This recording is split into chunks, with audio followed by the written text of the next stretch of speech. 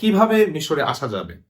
মিশরে আসার ক্ষেত্রে আপনাকে সবচেয়ে বড় যে বিষয়টি খেয়াল রাখতে হবে সেটি হলো সতর্কতা অবলম্বন করতে হবে। অর্থাৎ আপনি এখানে আসছেন, কার মাধ্যমে আসছেন, কিভাবে আসছেন, সে আপনাকে কিভাবে নিয়ে আসছে, এই বিষয়গুলো খুব পুঙ্খানুপুঙ্খানুভাবে খেয়াল রাখতে হবে।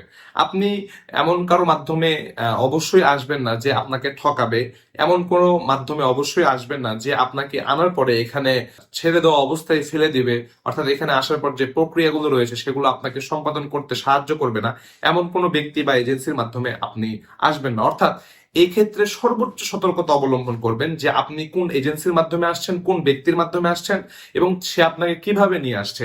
এবং আপনি যদি সম্ভব হয় এখানে যারা অবস্থান করতে যে সমস্ত ছাত্ররা, তাদের থেকে খোঁজ খবর নিবেন যে তারা কিভাবে এসেছে, কোন মাধ্যমে আসলে সবচেয়ে সহজলভ্য হবে, কোন মাধ্যমে আসলে কত টাকা খরচ হতে পারে, এই ব্যাপারে আপনারা বিস্তারিত ডিটেলস এগুলো আমি আসলে এই বিষয়ে গভীর আলোচনা করতে চাচ্ছি না।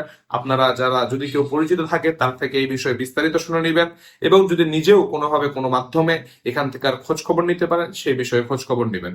তবে আমি আপনাদেরকে পরামর্শ স্বরূপ বলতে পারি যে মিশরে আসার ক্ষেত্রে বাংলাদেশস্থ যে মিশর এম্বাসি রয়েছে, এই এম্বাসি থেকে স্টিকার ভিসা নেওয়ার মাধ্যমে যদি মিশরে আসতে পারেন এটা সবচাইতে বেশি সহজলভ্য হবে।